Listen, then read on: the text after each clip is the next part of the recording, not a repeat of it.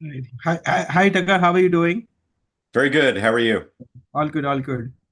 So maybe I'll just introduce and maybe then we can start the session. Ladies and gentlemen, hi, I'm Harshil Suvarnaka. I'm a member certified metabolic health coach from DLife.in, India's first and only award-winning low-carb platform. DLife was founded in 2014 by Anup Singh, a silver medalist from IIT Roorkee, and a recipient of Icons of India Award. Anup is the pioneer of the low carb movement in India with his path-breaking protocol of 100 grams lchf that helps basically managing type 2 diabetes possible for Indian vegetarians. In 2025, DLife launched its Diploma course, which is the only course approved under NSDC Partner, the Government of India. In this segment, and the only course with the global biggest 144 hours CPD Hrs credit. Anup Singh, along with Shashikant Nayangar, is the co-organizer of this metabolic health conference. Now, it's a pleasure to introduce our esteemed guest, Tucker Goodrich. Tucker is a renowned technology executive in the financial industry who designs, runs, and debugs complex systems in high-risk environments. However, his journey took an unexpected turn when he faced personal health challenges that led him to explore the root cause of chronic diseases. Through meticulous research and self experimentation, Tucker has become a vocal advocate for understanding the impact of dietary choices on health, particularly focusing on the role of seed oils. He is skillful in interpreting the complex biochemical pathways and literature on this subject and is translating these into concepts that are easily understood. Tucker's insights have featured on numerous podcasts, and he actively shares his knowledge through his blog, Yelling Stop, and his social media presence. His dedication to uncovering the truth about seed oils and their effects on our health has made him a respected voice in the nutrition community. To understand the science behind vegetable oils and their detrimental effects on health, we thought that there was no one better to bring on MHC than Tucker Goodrich, the world's primary expert on seed oils, is what I would say. So please join me in welcoming Tucker Goodrich to the stage as he enlightens us on the topic of seed oils and the implications for our well-being. Thanks, Thank you, Tucker, for Harsh. taking time out for the conference. So maybe just to begin with, for the benefit of our audience, could you please share your personal health journey and what led you to investigate the impact of seed oils? Well, I had no interest in diet as a topic. I was, going along with my life, happily thinking that following the dietary guidelines was a good idea, except that I had enough of a biology background never to really fall into the idea that saturated fats could be bad for us, because obviously that was a key component of the human diet. And then one day, I started having health problems, and they got more and more severe, culminating in being hospitalized for 4 days with a stroke when I was 38. And then when I was 40 years old, having to have a portion of my colon removed due to acute Okay. diverticulitis, at which point I still didn't really do anything to change my diet because I didn't know what to do. And I was already doing everything that they said I should be doing. And it wasn't until a couple of years later that I started learning about the impact that diet could have. And I was following a blogger at the time who was a PhD student, Stefan Guillenet, and he emphasized the importance of vegetable oils on the diet. And so, unlike most people, the first change I made in trying to fix my diet was cutting out cutting out seed oils. I got to the end of the salad bar line at work and looked at all these squeeze bottles of these and I of salad dressing, and thought to myself, that's got to be the worst, cheapest oil known to man. What happens if today I stop eating those? And 2 days later, my 16 years of irritable bowel disease stopped, and I was blown away by how quickly that happened. And subsequently, pretty much all of my health problems went away. And that was 15 years ago, and it's been consistent ever since. So I started talking, it was such a dramatic change that people at work started asking me what I was doing, and I started talking to people there and saw that I could have amazing impact by sharing this information. I mean, one of my colleagues' daughter was diabetic, and we were able to get her off most of her diabetes medicine in very short order. A colleague of mine who had been diabetic for 30 odd years at that point, we were able to get him back to a basically normal physiology and back to his the weight he graduated high school at. So, it's just been kind of ongoing then, realizing what an impact this can have on people. And trying to help people understand what's really, in my opinion, causing these chronic diseases. Right. I'm sure finding that dressing bottle without a seed oil would have been very, very difficult for you at that point in time. Uh, Yes, virtually impossible, and it still is. right, I agree.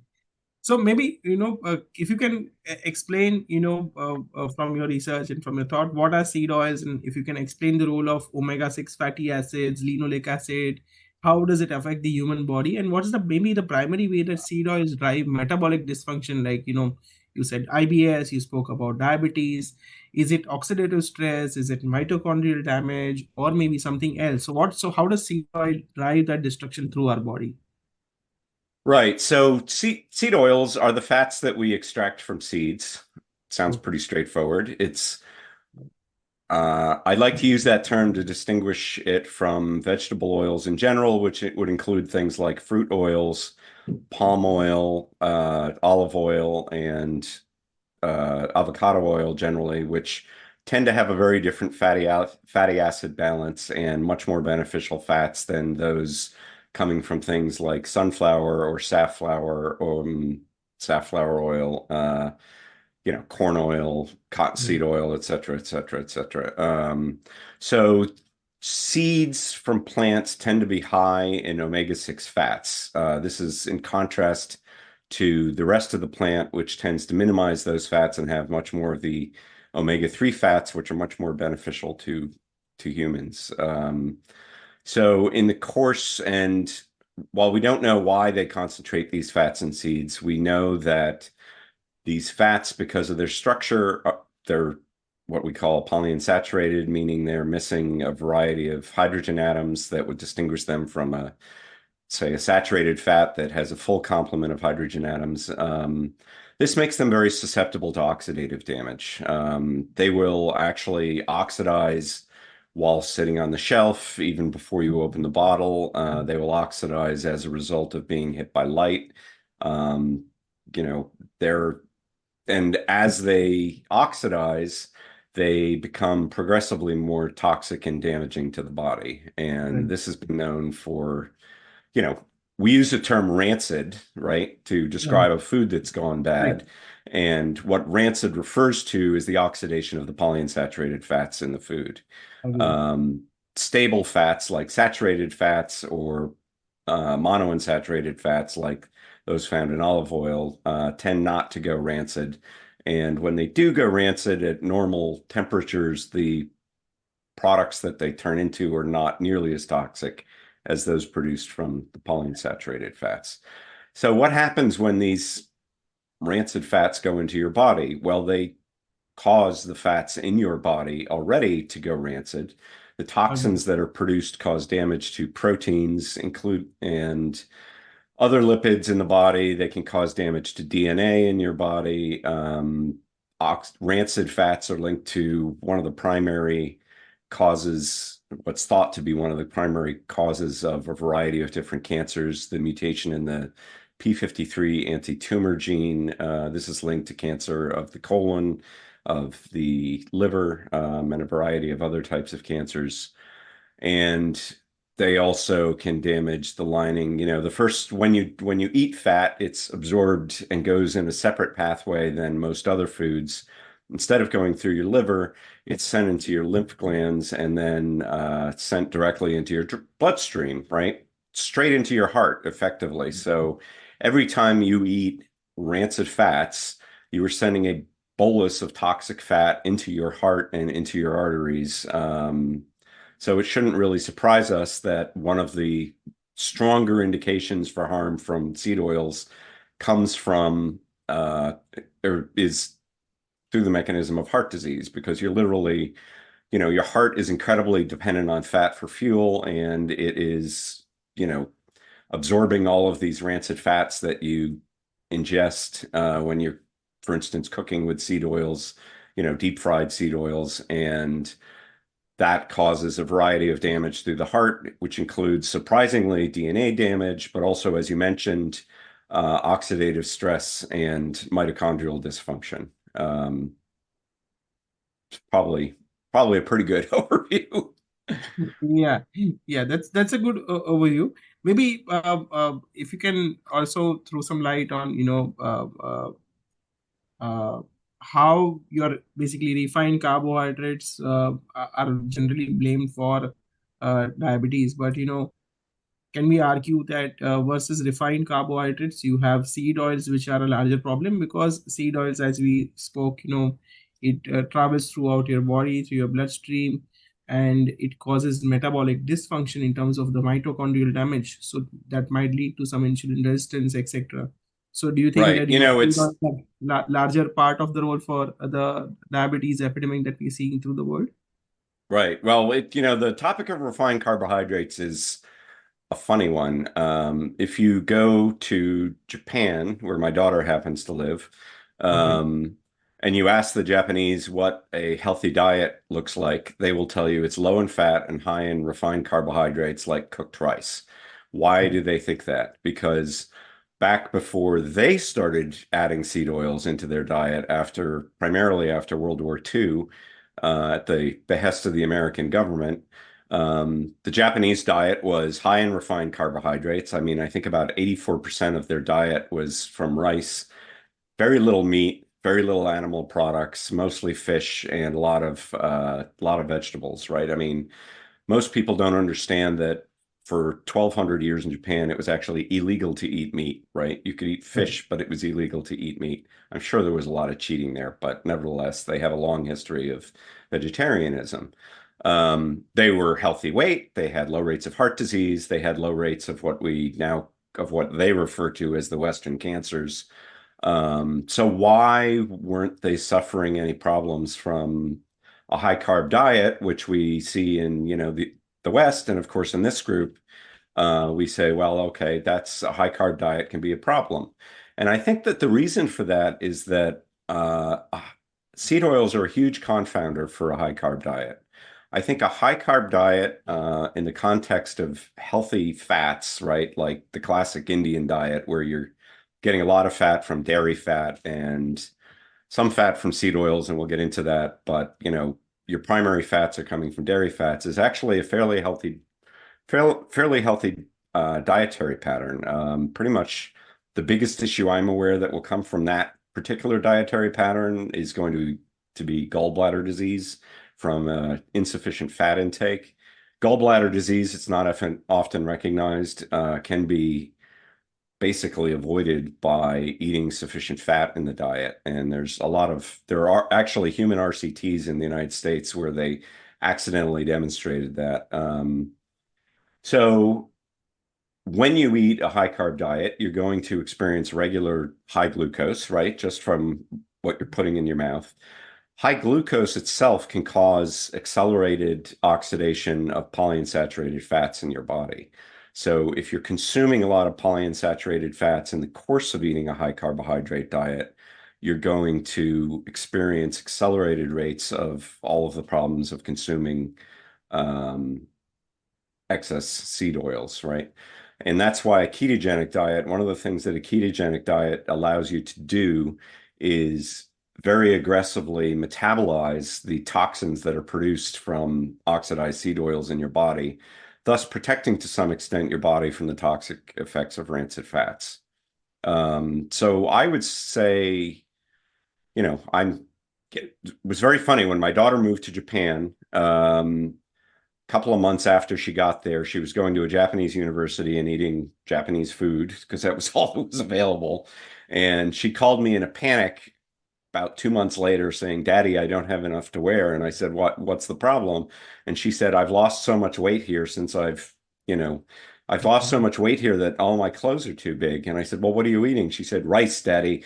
I'm eating more rice than I've ever eaten before, right? And she's been there 7 years now and is thin and lean. But she also knows, because of who her father is, to avoid the vegetable oils and, to eat a generally healthy diet. So, yeah, I don't think there's necessarily a problem with eating refined carbohydrates. Now, with one large exception, right? If you are diabetic, you have damage to your metabolism that is going to prevent you from properly processing carbohydrates. And in that case, a high carbohydrate diet is going to be particularly deleterious because your body can't process those carbohydrates appropriately. So in that case, you need to go on a low carb diet. Now, it's an interesting question. If you cut the seed oils that are causing the problem out of your diet, can you recover your ability to process carbohydrates correctly? It does seem to be the case that that will happen, but some of the damage that seed oils cause to your body seems to be irreversible. So you may never, I mean, we're all familiar with kids who can eat anything, and then as we age, we progressively lose that ability. So you may be constrained not to have for the rest of your life to not be as easily able to process carbohydrates as, say, a child could. Right. Tucker, that's interesting. But you spoke about how PUFA can accumulate in fat stores, which remains for years, and maybe something like a ketogenic diet helps remove that. But how do you think that this long-term exposure affects metabolism and inflammation, and how much time does it to reverse all of those effects, at least partially, in people who switch on to a cleaner diet, or who switch on to better? And maybe there's some emerging research which speaks about PUFA leading to depression, anxiety, and even basically neurodegenerative diseases. So what's your take on that? Right. So the mitochondria, the core power source for the cell, right? That's pretty much undisputed. And in the cell, there's something called the electron transfer chain, which is a series of proteins organized. We can think, the diagrams in books always show it as a little line along a membrane, right? Well, the membrane is composed of a fat called cardiolipin, and cardiolipin is a molecule. We've all heard of triglycerides, which is a molecule with 3 fats attached to it. Cardiolipin is a unique molecule. It's only found in the mitochondria in humans, and it's got 4 fats attached to it. And those 4 fats tend to be unsaturated fats, and in certain organs like the heart or the brain are particularly rich in polyunsaturated fats. When you consume high amounts of seed oils, one of the places that those seed oils go to is that molecule, and they make that molecule more susceptible to oxidative damage, right? So the fats go into the cardiolipin. They are right there in the middle of the warmest part, if you want to think of it that way, of the mitochondria. And in the process of generating energy, the mitochondria will spit out what we call superoxide and H2O2, these various reactive oxidative species, right? Those will attack the polyunsaturated fats in the membrane and cause damage to the membrane, right? They also directly attack the components of the electron transport chain.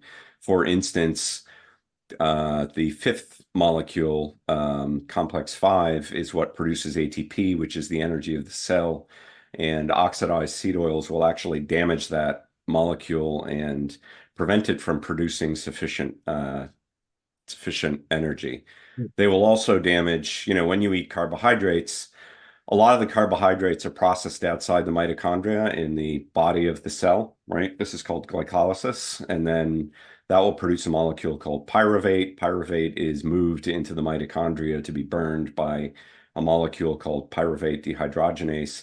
And that molecule also can be damaged by rancid seed oils. So we often see in cancer, for instance, that the cell transitions from basically a fat-based metabolism. I mean, the core part of your metabolism is supposed to be burning fat, to a carbohydrate-based metabolism. And there are 2 reasons for that. One of the reasons is that pyruvate dehydrogenase is damaged and is unable to move the pyruvate into the cell, so it's processed through an alternative pathway outside of the mitochondria. And and the other thing is the p53 gene that I mentioned before, the tumor prevention gene, also controls the oxidation in the mitochondria, right, which fuels it prefers. So when that gene gets damaged, it transitions the cells away from burning fat and into what we call the Warburg effect, where cells use excess glucose outside of the mitochondria to produce energy. We also see that in, for instance, you mentioned neurodegeneration. This process can happen in the brain, and we see damaged pyruvate dehydrogenase in Alzheimer's disease, for instance, and also high levels of oxidized seed oil fats, particularly a toxin called HNE, throughout the brain of people with Alzheimer's disease, and that progresses as the disease gets worse.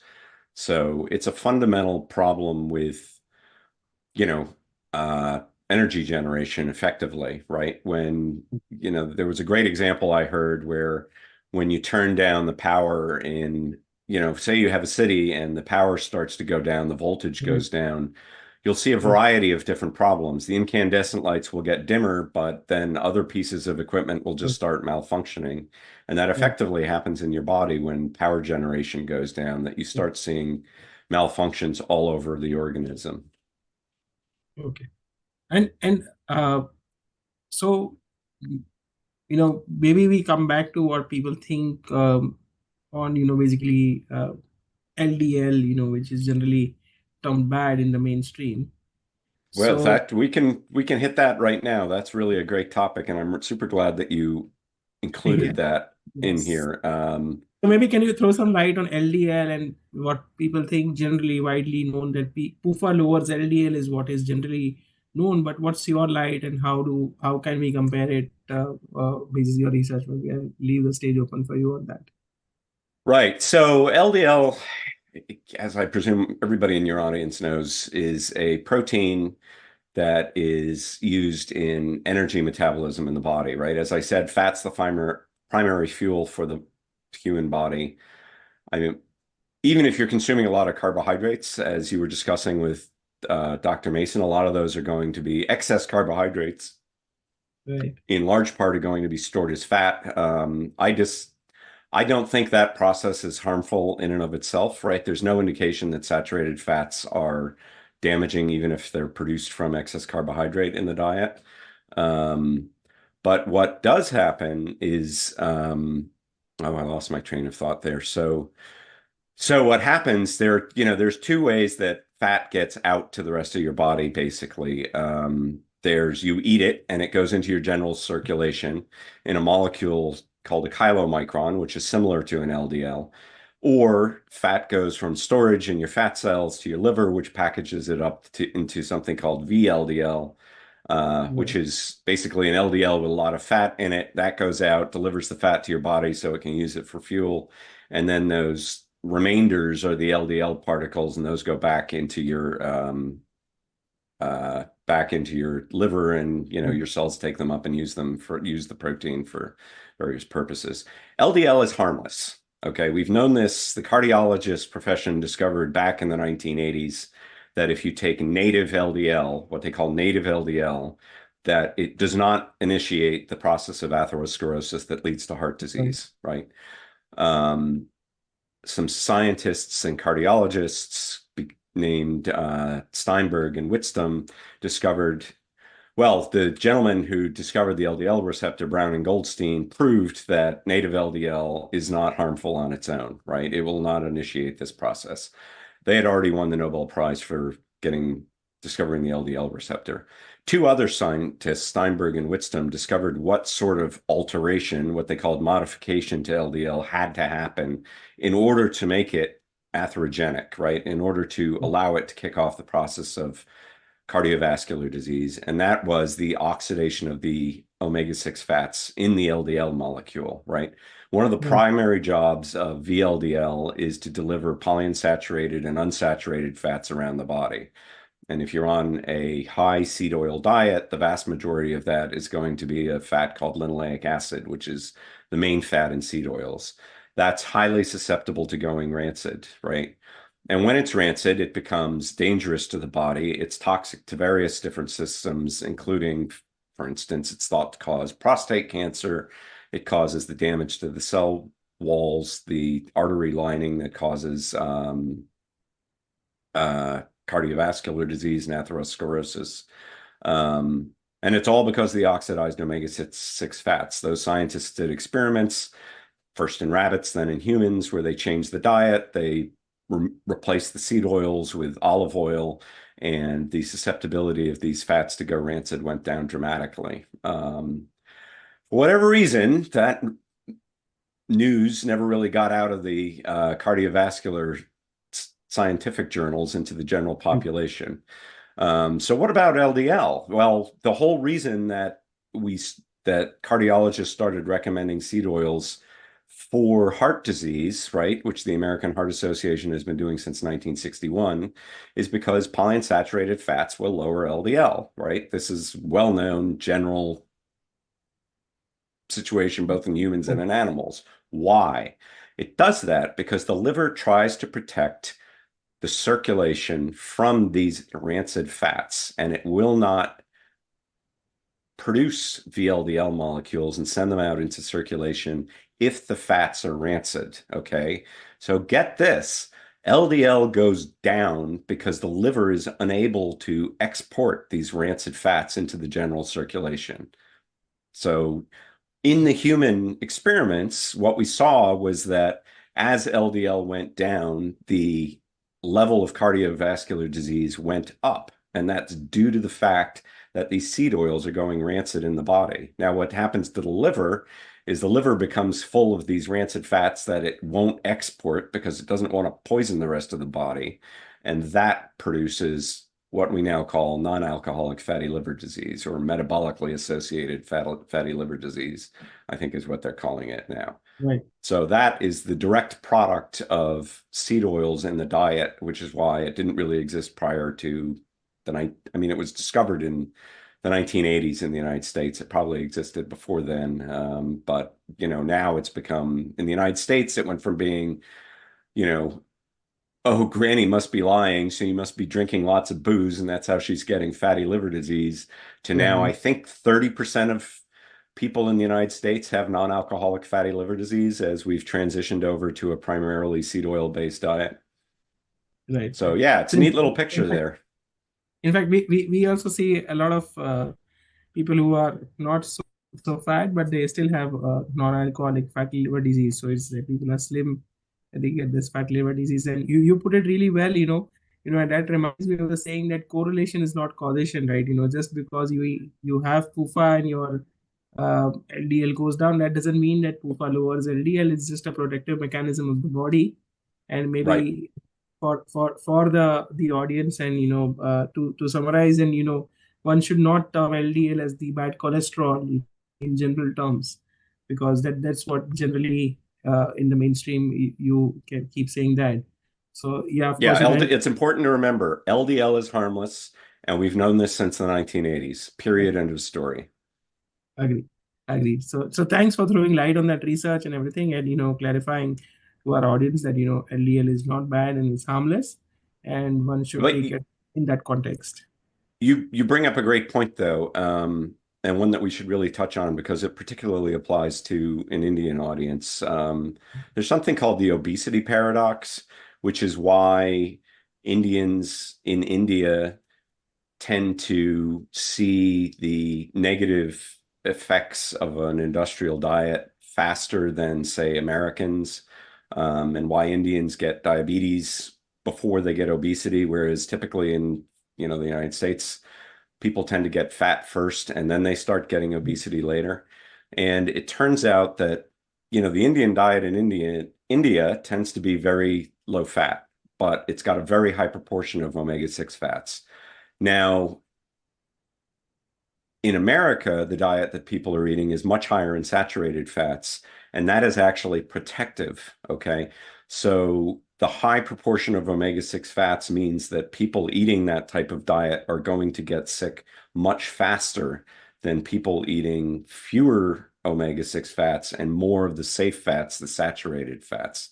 So even in the United States, when we do experiments with transitioning people onto, the diet, the cardiologists, it's ironic, right? That the cardiology profession in the United States basically tells us to eat the Indian diet, and the Indians are all wondering in India why they're all getting sick from it, right? But if you do that experiment in the United States and put people on a low-fat diet, they start seeing the exact same effects as Indians in India do. So I don't think it's often blamed on racial differences. And I don't think that's the case because Indians in America have a very similar experience to everybody else in America, right? That's also true for Japanese who come to America, start seeing, they start getting obese much more early, and they start having all the rest of the diseases that Americans, like myself, start seeing. It's a common problem among every immigrant group that comes to the United States is they're much healthier in the country that they were in, where typically they're eating a lower seed oil diet, and they come here and they start getting all the diseases caused by seed oils. Agree. Agree. Maybe from a Indian context, if you have come to India, and we've had a very long history of using cold pressed oils like mustard, groundnut, sesame. How would you compare these to industrial seed oils in terms of metabolic health? Well, I've got bad news for you there. The refined oils are actually healthier than cold pressed oils. So the measurement that we use for rancidity in oils is what's called the peroxidative value, which is how many of these oxidized fats are in the oil. The refining process actually tends to remove those. The the international standard is the Codex Alimentarius, and it's basically an international standard for food safety. The allowance for rancidity in cold press seed oils is 50% higher than in refined oils. Particularly things like, mustard oil is a really interesting case. Mustard oil is actually illegal in the United States because it contains this fat called erucic acid, and we won't get into that except to note that erucic acid doesn't actually seem to be harmful in humans. There is some evidence coming in an Indian population looking at mustard oil versus sunflower oil, and mustard oil is much healthier than sunflower oil. However, there's other research looking at mustard oil consumption in South Africa. There are a lot of Indians who moved to South Africa back in the last century, and it was noted that they consistently had higher rates of heart disease and diabetes than the other populations in South Africa. And one of the things that was thought to cause it was mustard oil. There's, the fat in mustard oil that makes it so spicy and tasty seems to be what they called at the time an oral diabetogen, meaning it causes diabetes. And they would see this particularly in married couples where they would change their diet to include more mustard oil, and then both the husband and wife would become diabetic at the same time. So India has an ancient, I read a very funny paper once where the author was an Indian scientist who criticized the term Western diseases, saying that they were originally found in India, so India should get credit for them. A sentiment which I agree. Diabetes was first well described 2,000 years ago by an Indian physician, Shushruta. Right. And, we think now, what the evidence would have us believe is that the sesame oil was first refined in India almost 5,000 years ago as one of the earliest civilized nations. And we think that that's why India has this long experience with diabetes, is because, in humans, if you want to induce diabetes, you can do so with soybean oil, for instance, with a single dose. They will immediately become insulin resistant, even if you're either by IV or orally. It's used as the standard way to induce insulin resistance in the medical community. So, I personally use things like sesame seed oil in my cooking because it's delicious, but I tend to add it at the end of the meal and not use very much of it. And, I think that we really need to focus on trying to reduce the omega-6 fat intake through seed oils, especially in India, whether that's through consuming more coconut oil or palm oil, especially ghee, and trying to reduce our consumption of the refined oils and even cold pressed oils, because that's, they're still a problem. Just because they're less processed, in fact, they're more of a problem. Okay. So maybe you touched upon palm oil. Palm oil is like widely used in the Indian cooking industry. due to its affordability. But quite often we see that people blame palm oil versus seed oil. So how do you compare other seed oils versus palm oil? Is it harmful or not harmful?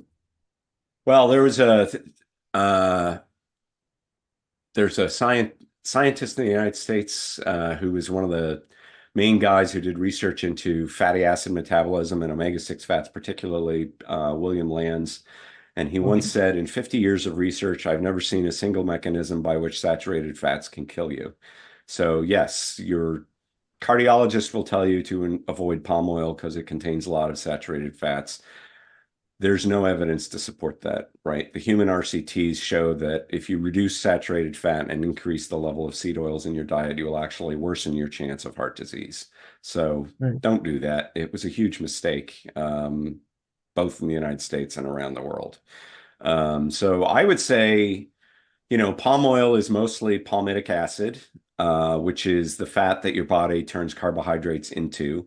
It's fairly neutral in the context of a natural diet. I mean, if you want to use it in a laboratory to produce problems, you have to give palmitic acid with a lot of glucose and a complete absence of oleic acid, the monounsaturated fat. Even adding a tiny bit of oleic acid back into the diet will protect the animals from palmitic acid toxicity. So, and that's the way we eat it, and that's the way your body makes it. Your body makes oleic acid from palmitic acid, and it's a marker. Palmitic acid, I think, is a marker for poor health because of the rest of the diet, but there's no way that's ever been shown that palmitic acid can directly cause all the problems that we're seeing in the modern diet, right? It just, because it's saturated, it's not susceptible to going rancid in the same way, and it doesn't produce the toxins in the body that we know cause the metabolic problems.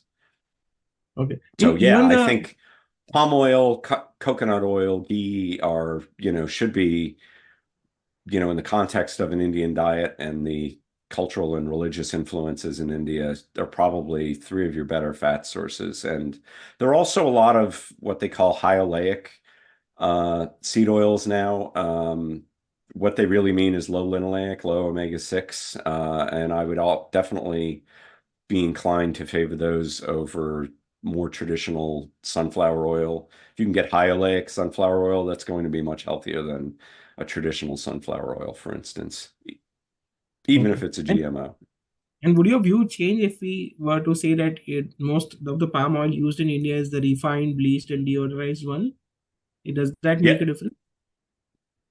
I don't think it makes a difference. As I said, part of the refining, palm Okay. oil does contain some level of omega-6 fats, and the refining process is going to tend to reduce the oxidized fats in the oil. Plus it's got a much higher level of more stable oils than than the seed oils do. Okay. Okay. And maybe would you like to throw some light on the Malhotra Indian Railway study, which is like widely respected in the international circle and not known so much in India? If you would want to just touch upon that. Well, and that's a mystery because that's an amazing piece of work. Malhotra, and I can't remember his first name now. It's not the Malhotra who's famous now, who lives in India. This is a different Malhotra who is the head of the Indian Railroad System medical department back, I think, in the 1950s and 1960s.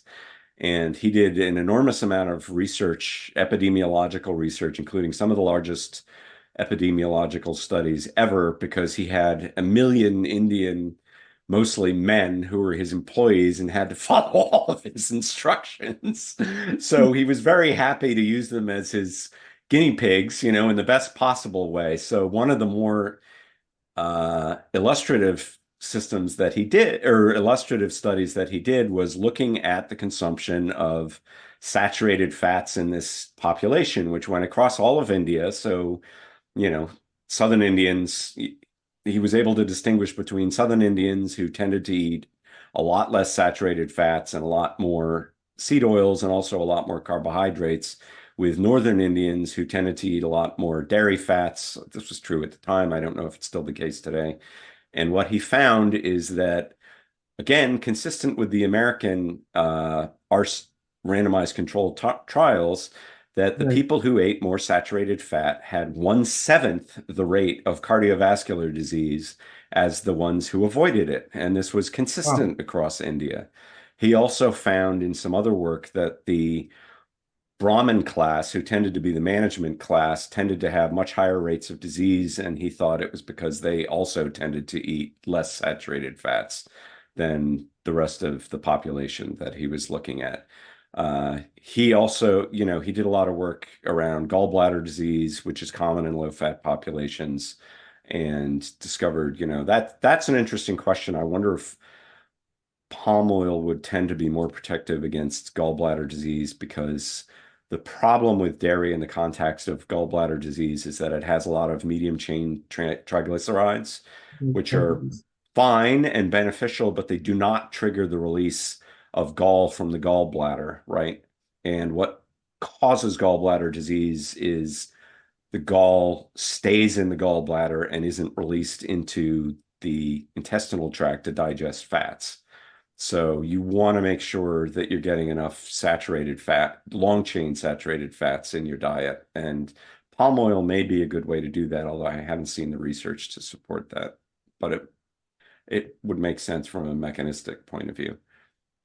That's good. In fact, the point that strikes me from the study is 1/7 of risk if you are having more of saturated fats than maybe the seed oils that someone consumes. So that's one And statistic. he explicitly said that the advice that we are receiving from America, basically, I don't remember the exact term that he used, but is not supported by the experience of an Indian population, where we see much higher Oh, rates of, again, as I said, the cardiology profession wants Americans to eat like the Indians in southern India.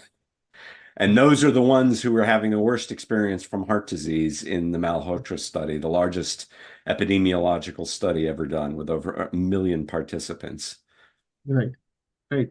So maybe I'll call upon Shashi and Anup also on the stage, and from my end, one last question while Shashi and Anup join is that what would be your message to India? Like from overall, we glad on the session, but one message that you would want to give to the Indian community and the audience who's listening and who will listen to this in the future. Well, I'll echo Dr. Malhotra and advise you not to listen to the Americans.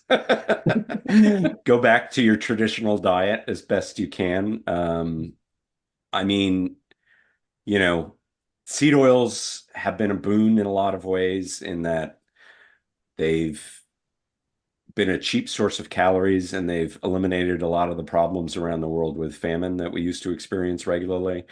But we've sort of traded that for chronic diseases like diabetes and heart disease.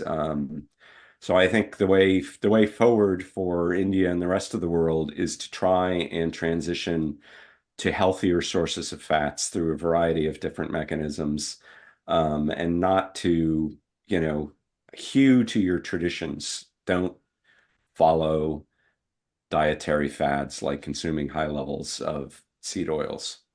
Right? There's a reason why India has one of the longest lived vegetarian populations, and they continued through all that time to consume a lot of dairy fats, because that's one of the healthiest fat sources, if not the healthiest fat sources. And we've started to realize over time that dairy is actually protective against diabetes, protective against heart disease.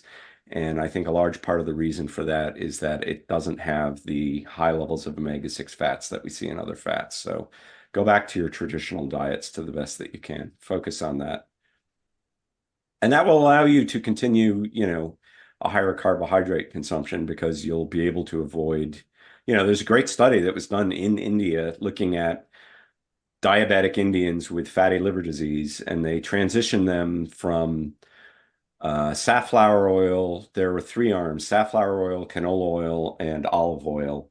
And in a short period of time, with a constant intake of carbohydrates, they were able to lower their insulin resistance, lower their fatty liver disease, and lower their body weight by transitioning their fats from omega-6 fats to more healthy fats in olive oil. Thank you, Tucker, for all your information and sharing your knowledge. So the full name, even I don't know for Malhotra, but it is Dr. S.L. Malhotra. Thank you. So we Yeah, learned he's about done a him. whole series of really fascinating studies that Right. are not So we well enough learned about him appreciated. from your tweets back in 2017. Oh, no kidding. Well, I'm happy to be of service. And thank you, Shashi and Anoop, for having me back again. It's Thank such you. an honor Thank you. to be able to speak to your audience. Thank you, Tucker. I think our first interaction was when you had to wake up at 4 a.m. in the morning. 4:30 or 4 Yeah, 4:30, right? So it's Yes, so a thank you pleasure for to letting me stay in bed for 2 hours later this morning. It's happy to have you in this conference. And one, rapid fire question. Rapid fire Shoot. before we end this session. 3 fats: coconut oil, ghee, and mustard oil. Please tell me your, preferred order which you would recommend. It'd be ghee, coconut oil, and then mustard oil. Thank you. Without question. I mean, as I said before, mustard oil seems to induce diabetes in humans, and it's been shown to induce diabetes in animals. So I understand that it's a traditional part of Indian cooking, and I would consider it to be more of a flavoring like sesame oil than, it's problematic as a staple. Thank you. Thank you. Thanks, Tucker. Thanks for the session. Thank you, gentlemen. It's been an honor.